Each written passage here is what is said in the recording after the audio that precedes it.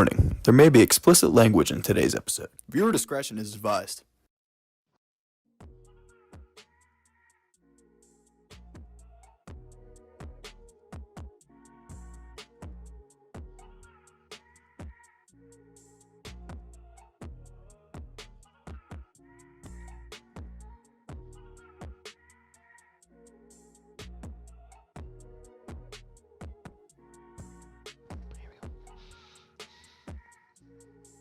Ladies and gentlemen, right before we hit record, we just got hit with the most glorious news, and that is that umpire Angel Hernandez is retiring.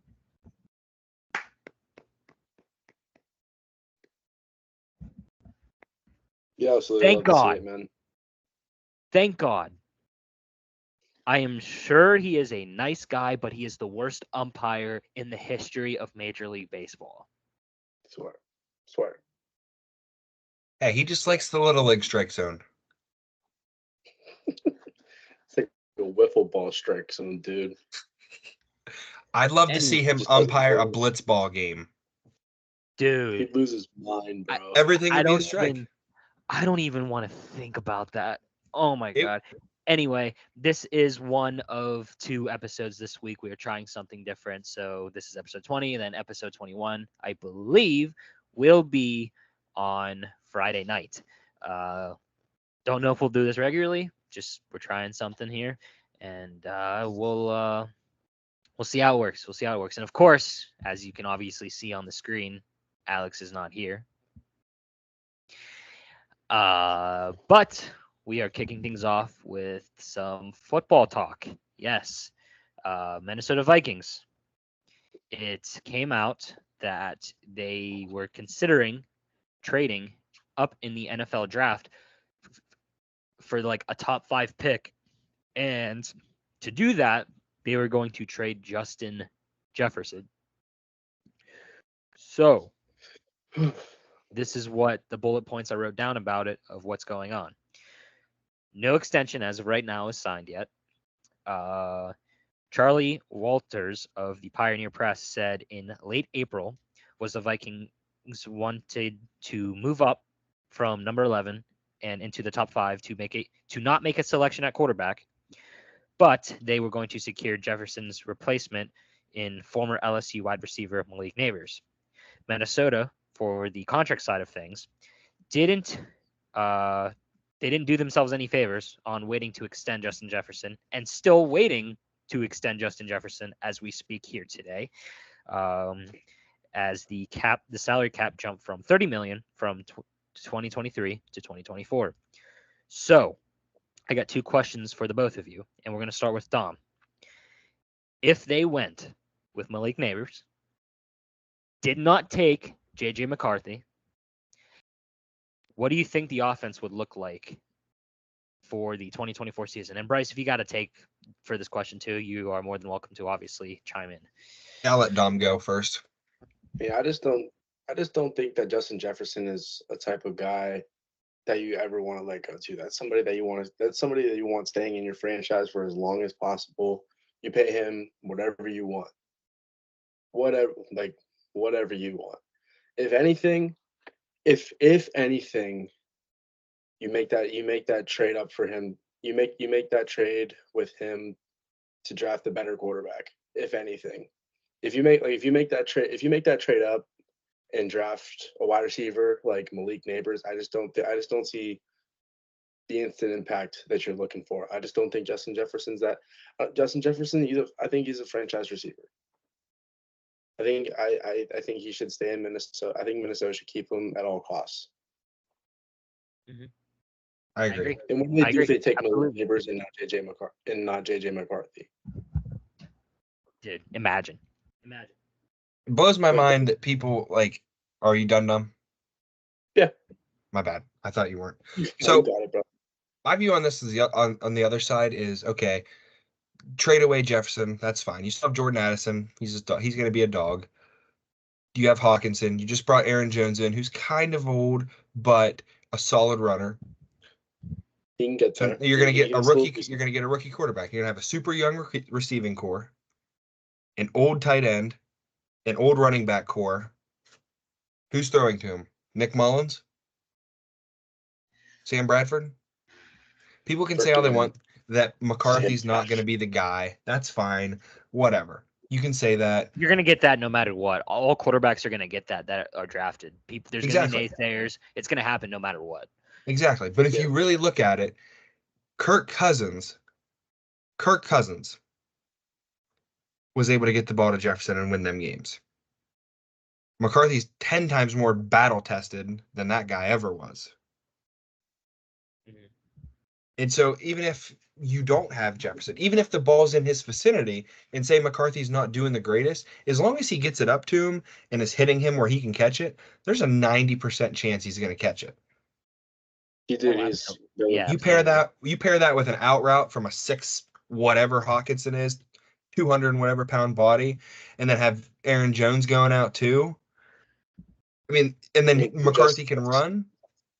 You need him because, like Dom said, he's a franchise receiver. But then again, like, you also have a lot of weapons outside of Jefferson. He's just like the cherry on top that brings it all together. Because you have to double team him. You don't have to double team Jordan Addison. Or you have to run a high low. You know what I mean? Like, it's important that you keep him, but it's also not the end of the world if he goes somewhere else. No, it's not. It's not. But you could still win without him. Now, I just don't think that trading Justin Jefferson just to get an early draft pick to draft Malik Neighbors is the most efficient way. Would have been the most efficient way for the Vikings to go about that. Yeah, you're getting a guy a couple years younger, and you're taking a risk that he becomes a bust. Exactly. You already know Jefferson's what if you draft him, you get rid of Justin Jefferson, and Malik Neighbors comes to the NFL, and he is not what you expected. Because, dude, that's a whole dude. The NFL is a totally different ballgame. And, like, you obviously all Division I, like college athletes, they're there for a reason. They're all great athletes, best of the best out of high school players. But when you start playing, when you get rookie guys starting to play against veteran corners and safeties, you don't know. Like, you never really know. I mean, guys like Justin Jefferson, Jamar Chase, like they all lived up to the hype. They came into the league. They've been really good ever since they got in here. But you always with rookie receivers, you always run the risk of them just busting. Yeah, for sure. But now, and that's just the reality of the NFL with anybody. Not just Malik Neighbors. That's reality with any rookie, every rookie that comes in the league every year. That's just the reality of it. That's true. So to end the talk on this, the simplest question that I have: do you guys think an extension will be done in the next month? I think it should be. It absolutely should be. I think it's gonna be. Like, you look at the past couple of years, he sat out too. Last year, I know he did. The year before, he sat out from all this stuff. And he comes back. Because, like, everybody knows Kevin O'Connell is a quarterback coach. That guy is going to get the best out of whatever is at quarterback. You could throw a high schooler in at quarterback. Okay, maybe not. You could throw a lower end Division I quarterback in. Like, what's his name? The guy that is on the Bears. Bagent? Tyson Bagent. Yeah. The guy that got sacked by Speegs. He might, like, legit, he might be able to be a franchise QB with the Vikings under Kevin O'Connell. Perhaps, yeah. All the wide receivers, like, if you have a good quarterback, if your coach is very centered on a good quarterback or can develop a great quarterback, if I'm a wide receiver, I want to play for the guy that's going to get a good quarterback, get him playing his best, and he's going to hit me in stride with the ball. For sure. Right. I don't want to see my touchdowns go away to the tush push. It's tush push. Like Guys like Tyson Bagent, bro, he was, man, real. He was up on the list higher than, like, guys like Bryce Young for career NCAA touchdown passes. Which is insane. I think Tyson by Bagent, the way. he's gonna compete for that starting spot in Chicago. Williams is gonna bust. You think he's gonna be a bust? I do. Interesting. I do. Too much outside noise from him. Pac-12 Yeah. ball. Pac-12 is like just a little bit better than the ACC in football. I can't think. Mike's gonna get pissed.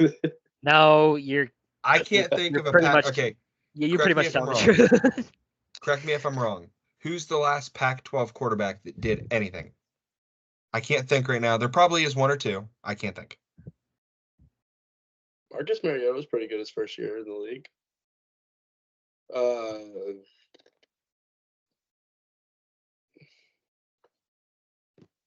don't know.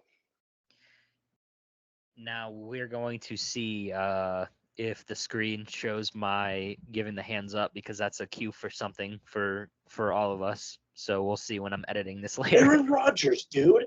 Aaron Rodgers. Okay. Yeah. Oh, One. Warren Moon. Carson Palmer, Troy Aikman, John Elway. That's before. Keep point. They're old. What else is on this list? Well, he looks, Mike. If you got anything else, go ahead. I'm ready. That's about it. And there's only one of them that plays anymore. Andrew Luck. He was a dog, but he's done already. He's like, yeah. That's what I mean. yeah. I completely see what you're saying. We'll see. But we got to move on. So NHL playoffs. NHL playoffs have been huge, man. They've been incredible. Woo! NHL playoffs. Dom, you got notes for it, so take it away, my friend. Yes, sir. The last time close to the last time we recorded, there was the start of the Eastern and Western Conference Finals, May 22nd being Game 1, Florida versus New York. The Panthers shut out the Rangers 3-0 in the Garden, with Bobrovsky pitching a 1,000 save percentage against the rather dominant Rangers on the road. Sam Bennett, Matthew Tkachuk, and Carter Verhaeghe all netting goals. Notable performances. Bobrovsky stops 23 of 23. Sam Bennett won a goal with five shots on goal on Igor Shesterkin. And I think if you get your best players, if the Panthers get their best players, put more pucks on that against Shesterkin, he's going to let a couple more. Tkachuk and Verhaeghe, 1 goal, 1 assist. I have to throw this in there because I think it's hilarious because I hate the Rangers. Lafreniere, Panarin, and Zibanejad all finished -3. LOL.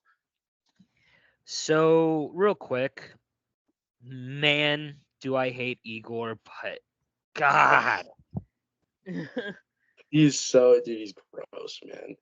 I mean, that series has been, as I was going through the games earlier, that series has been very, very defensive, not as many shots on goal.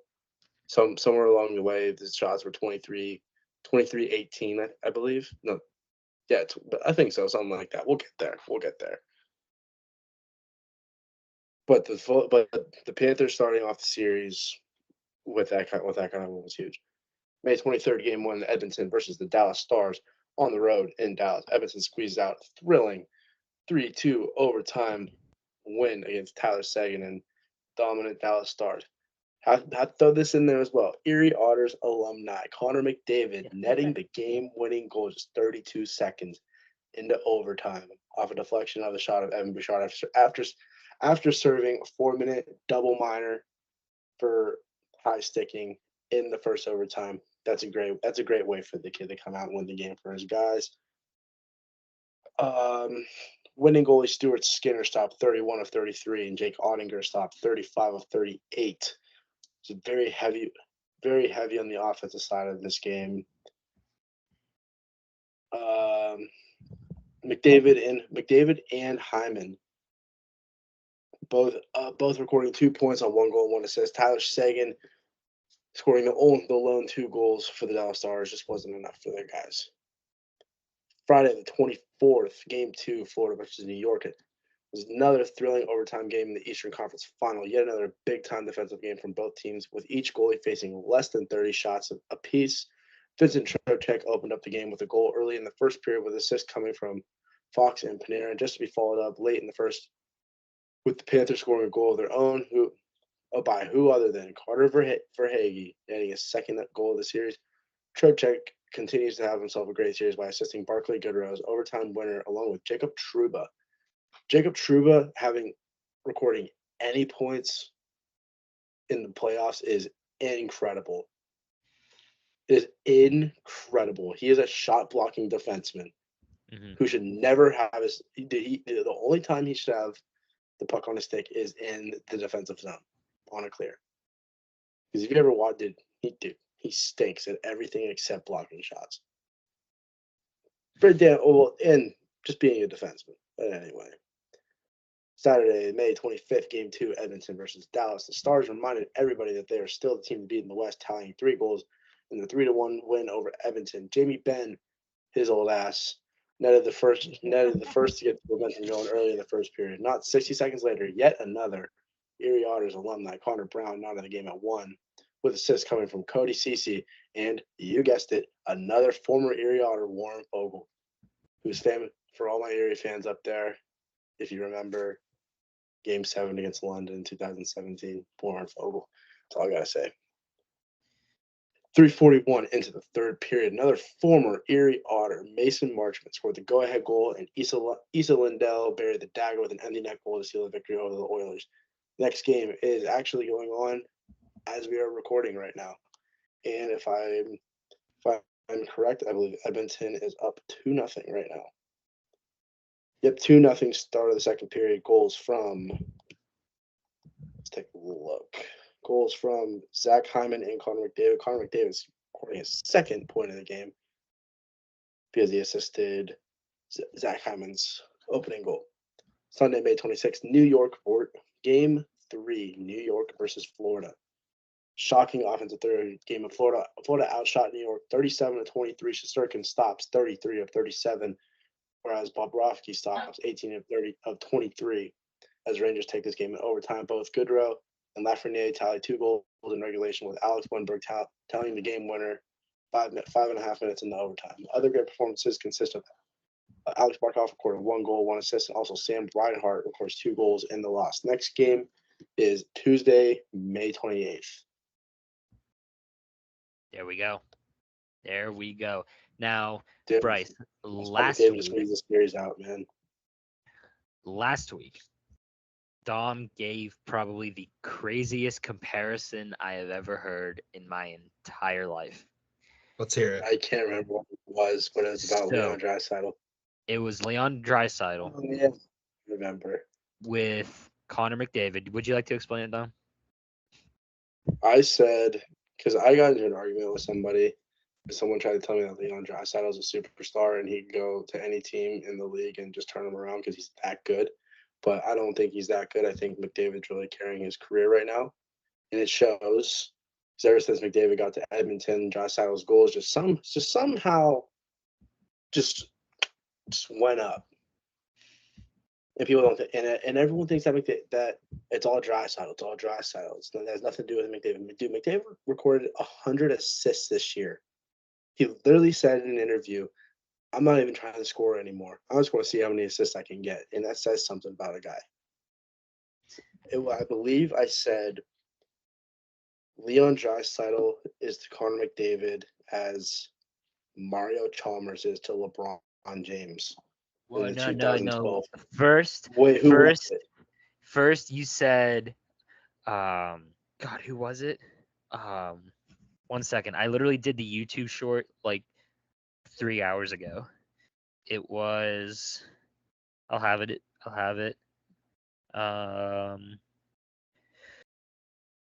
Udonis Haslem. Udonis Haslem.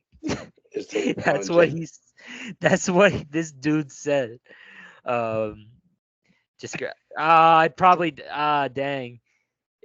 wonder if it gives the thumbs up on it my, has to if you're recording. Yeah. Well, guess what, ladies and gentlemen, you get to find out when I'm telling these guys to move on. So yeah, we'll see when I'm editing that. I genuinely believe that. Oh no, I was just gonna move on. Yeah, I was just gonna say I was gonna move on. But Dom, real quick, what do you think about the NHL playoffs going? Because it's getting down to the wire in the playoffs. I as much as it hurts me to say it, I think the Rangers are the best team alive still. Obviously, yeah, I think they're the most dominant team alive. Shesterkin is just a brick wall back there, and it goes to dude, it really goes to show, especially in game 3. In game 3, he stopped 33 of 37. Like that's just. It's only an 892 save percentage, but still stopping 33 shots is insane. Mm-hmm. And people don't, and like Shesterkin, Shesterkin's just one of those. He's just one of those guys. He's just a brick wall, and as long as they have him behind him, as long as he stays healthy for the remainder of these playoffs, if they stay alive, I think he has the defenseman, he has the offense to score enough goals. He's gonna give up a few goals, but if the Rangers don't have to score that much, in my opinion, especially if they're the team that makes it out of the East, and they're playing. If Edmonton makes it out of the West, that series could go 5. It could be over in 5. I could see that. And I can definitely see that. Yeah. In the West, though, in the West, though, it is really hard. It's really hard to make a comparison because the Stars are disgusting. The Stars have guys, and Edmonton's. Nugent Hopkins has been very quiet in this series. He's been very quiet in the series, but still guys like Hyman and McDavid and Connor Brown and all those guys. It's going to be. I think this series might go 7. I think it could go 7. I don't think Dallas is going. I don't think Dallas is going out in 5. There's just no. There's no way. I think, looking at it, I think the Stars are just going to fall short. They're going to fall short. The Stars and Edmonton's a really tough matchup. It's a really tough matchup. Yeah. The Stars just scored, actually. Oh, Stars just scored. Jason Robertson scored. But 5 minutes into the second period.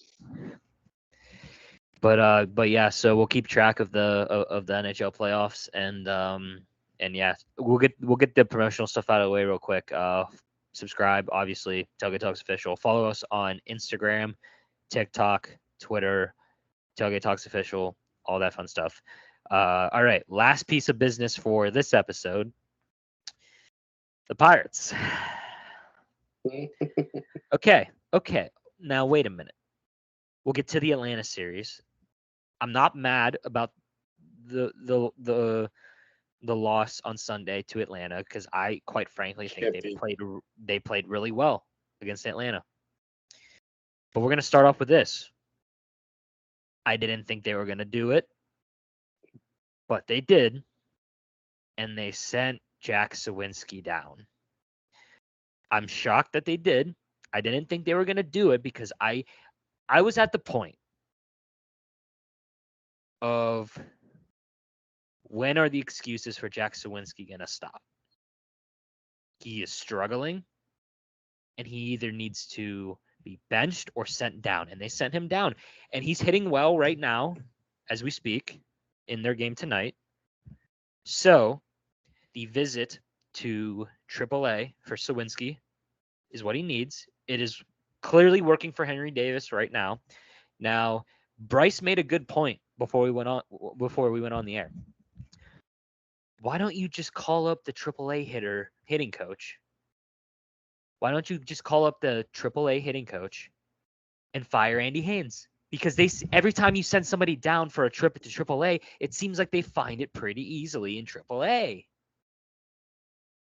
When I understand, like, yeah, the minors and majors is a big difference. Obviously, Absolutely. I'm not undermining that whatsoever. But if you're a team that's serious about wanting to win a championship and you're wanting to compete with the best of the best, why would you not at least give it a try? Move Andy Haynes down to the AAA hitting coach and move the AAA hitting coach up. And if they do worse, go a different route. Send that guy back down to AAA because you know it works. Get rid of Haynes. Figures like, dude, try to. You got to make it look like you're trying at least. Do something. Do something. I said it last week. This is the best Pirates rotation in 30 years. You need Did to you see the capitalize stat? on this right now. Right now. Did you see the stat? We have 30 years. we have Shit. Skeens, Jones, Hayes, Reynolds, Triolo, and there's one more guy, Mitch Keller. Yeah. We have those 6 guys till 2029, That's insane. something like that. Like we have those 6 guys who all at one point in their career, or maybe in the near future, could all end up on the All-Star team, and we can't even make it to the freaking playoffs.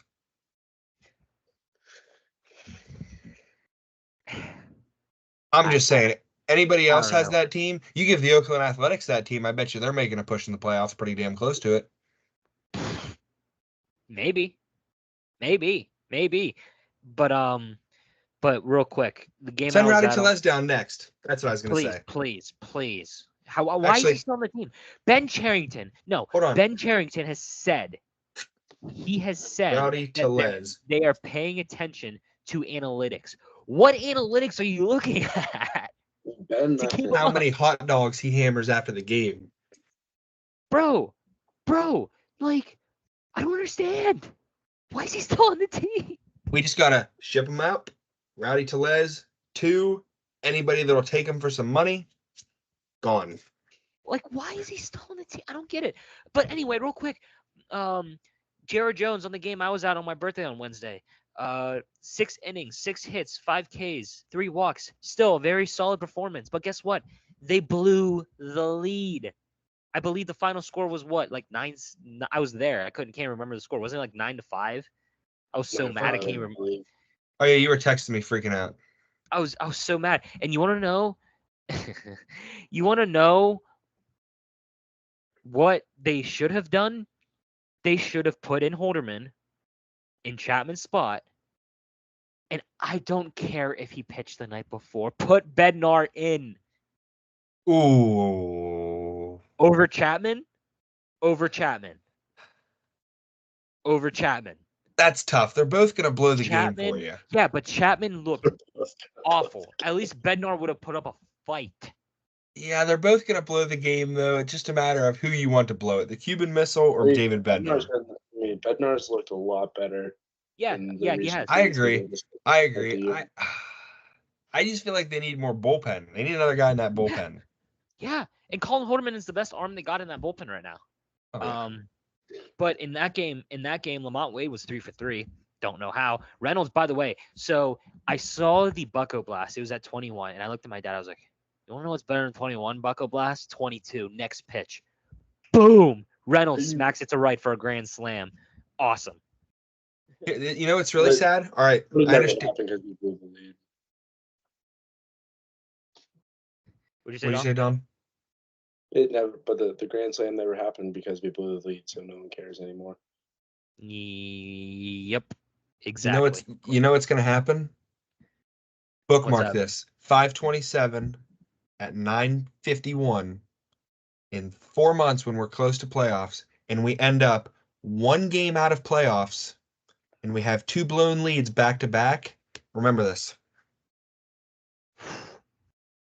I mean, you can't have a 4-run lead and blow it 2 nights in a row. Yeah. I was just about to get to it because the Giants beat the Pirates the next day, 7-6.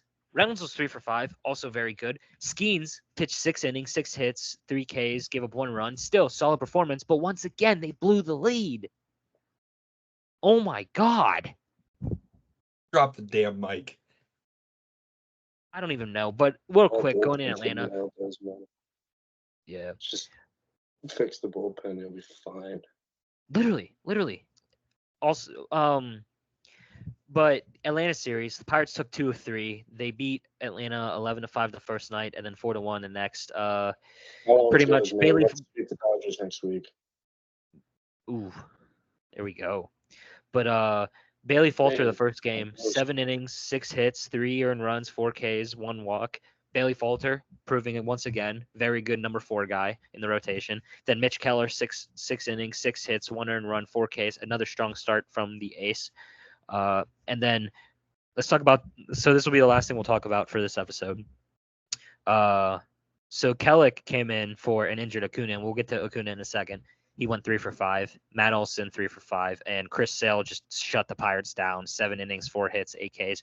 But not mad about that loss. Sale pitched really well. He still has it. So, but last Can I thing add we one have. thing real quick after when Okay. you're done? Okay, but yes, Ronald Acuna Jr. did tear his ACL and is out for the year once again. It sucks. It absolutely blows, man. Just one of the most electrifying players in the league, and once again going down because of injury. It just sucks so bad. And Dom, you've told me in the past you're a really big fan of Acuna, and this is just love this, it, man. this blows. It just sucks. It sucks, man. See, he's only 26 years old, man. 26 years old. He's just finding his stride. Started the year off pretty slow, but he was just finding his stride. And the Braves are going to be one. The Braves will compete for. They will compete for a World Series this year. Yeah, but They still have dudes. They have dudes on that team. That team is insane. Mm-hmm. Absolutely. However, they are. I believe they are 8.5 games back of the first place in the NL East. Right. The Phillies are on a tear. Mm. Phillies are on a tear. Yeah, but Bryce, real quick, what were you gonna say? Was June the abysmal month for them last year? Oh, it was. It was. Right. This year is the tail. This is the tail right here. Okay. They start with the Blue Jays, who aren't doing hot this year. Blue Jays they're not really killing it. This Friday, we'll get into the Blue Jays this Friday. Horrible. Okay. Then we go to then we have the Dodgers. That's gonna be a big one too.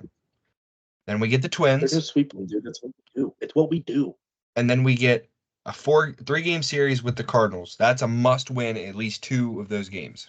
Absolutely. Then we play the Rockies, which is a must sweep series. Yeah, never say never with the Pirates. Then the Reds, who then again becomes another 2-win series. And then we have the Rays, the Reds again, and then we close the month with the Braves. I'm going to call it right now. This is going to be the tail again. If the Pirates go 5-20 in this month of June again, no chance. But if they go 500 in June, maybe we might be sitting in Pittsburgh in Bucktober. I'm not taking. Here's the thing. I am not taking any chances. If the Pirates make the playoffs and there's a playoff game at PNC Park, I am going because I don't know when the next time I'm going to be able to see that. Exactly. Like June is going to be the tail. There's a bunch of games in here. There's not one team on here that's better than them, but the Dodgers for sure. Mm-hmm. Twins are decent. I'd say it's pretty even. Rays are even. Mm-hmm. Braves are better. There's 2 series here where the teams are definitely better. Outside of that, it's pretty damn even. Mm-hmm. But yeah, we'll see. Dom, you got anything else to add about the Pirates? As of right now, the Pirates are favored to finish the season 74-88.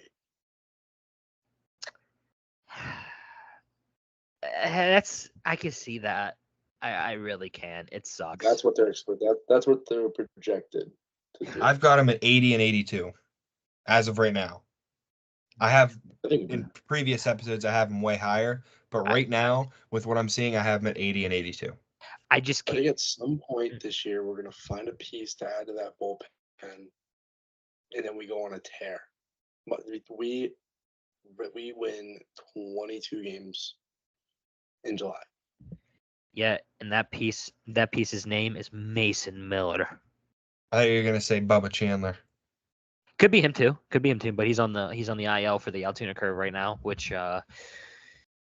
will hopefully he comes back strong. But yes, so this is the end for today's episode. We will have episode 21 this Friday. So this is what we have going on this Friday. We will talk about our predictions for the 2024 Rookie of the Year.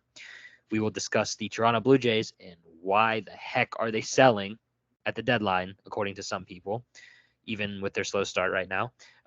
Little NBA update, and then give the rundown of the news. So, yep, this is episode 20. Shoot.